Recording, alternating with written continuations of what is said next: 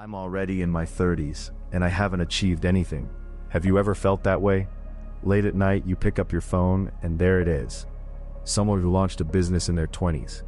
A classmate who just bought a house. A colleague who keeps getting promoted. And you feel like you've been left behind. Anxiety is a strange thing. No one is rushing you, and yet something inside won't stop pressing. Faster, higher. You should have results by now. You become your own harshest taskmaster. That tightness in your chest, like you can barely breathe. I think most of us have been there at least once. Today, I'd like to share something with you. Something the Buddha said 2,500 years ago. A small, quiet story about seeds and seedlings. It's a simple story, but when I first heard it, something in me loosened. Please, take your time. I'll tell it slowly. A farmer plants 10 seeds in the spring. By summer, 9 of them have sprouted into tall stalks, but one remains buried, invisible. The farmer watches and waits, fighting the urge to dig it up, to see if something is wrong. Then, in the 9th month, that single seed finally breaks through the soil, and what emerges is a plant of such strength and depth that its roots run deeper than all the others combined. The farmer learns at last that the seed was not failing. One day, a young disciple came to the Buddha. His name was Suppiya. He hadn't been practicing for long, and though his effort was genuine, there was a restlessness about him. The others who had begun training alongside him seemed to be deepening steadily, reaching quieter, clearer places within themselves. But no matter how long Suppiya sat in meditation, no matter how carefully he studied the teachings, nothing seemed to change. He sat down before the Buddha and said, "Teacher, I have been practicing for years now, and yet nothing changes. How long does it take to reach awakening? When will I finally grow?" The Buddha was quiet for a moment, looking at him gently. Then he rose, without a word, and walked toward the corner of the garden. Suppiya followed. The Buddha stopped beside a small patch of earth. There, side by side, were 3 things. Freshly turned soil where seeds had just been planted. A row of tender green shoots just beginning to emerge, and plants that had already spread their leaves wide. The Buddha pointed to the newly planted soil and asked, "Suppiya, why do you think these seeds have not sprouted today?" Suppiya thought for a moment. "Because their time has not yet come." The Buddha nodded. "Yes, beneath that soil, the roots are growing. You cannot see them, but they are there, quietly extending. Rush them, and they wither. Neglect them, and they wither. All you can do is give them water, give them light, and wait. That is enough." Suppiya looked down at the ground in silence. The Buddha continued, "You are always looking for the sprout. But right now, inside you, the roots are being laid. Where there are no roots, there can be no sprout. And if you dig the soil in your impatience, you will sever the very roots you've worked to grow. Simply live today with care. That is how roots are nurtured." Suppiya wept quietly when he heard those words. Something about being told you don't have to hurry reached a place in him he hadn't known was aching. What was the Buddha really trying to say in this story?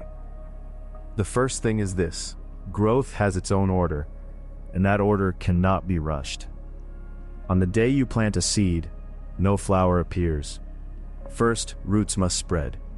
Then a shoot breaks through. Then leaves unfurl, a stem rises, and only then, finally, a flower blooms. This sequence does not bend to urgency. Nature is in this way deeply honest. In Buddhism, there is a concept called cause and condition and result. It sounds formal, but the idea is simple. A result only arises when the right cause and the right conditions come together. A seed is the cause. Soil, water, and sunlight are the conditions. Only when all of them are present does a sprout, the result, appear. Remove any one of them and it doesn't. And no matter how desperately you want it to happen faster, the order remains the same. When we feel anxious and rushed, what's usually happening? We're either so focused on the result that we've forgotten to tend to the causes, or we're so fixated on the cause that we've forgotten the conditions take time to gather. We understand the feeling of, "I just want the outcome." But you cannot ask a flower to bloom from a seed that has barely taken root. The second thing the Buddha was pointing to is equally important. It is growing, even when you cannot see it. While roots are spreading beneath the soil, the surface looks empty. Nothing is visible. And yet something real is happening underground. quietly, steadily. This matters deeply.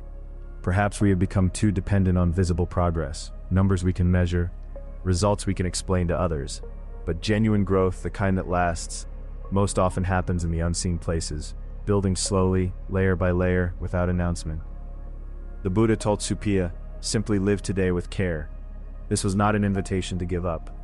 It was an invitation to plant with intention, to let today's small step become tomorrow's root. Over time, that quiet accumulation becomes something no storm can uproot.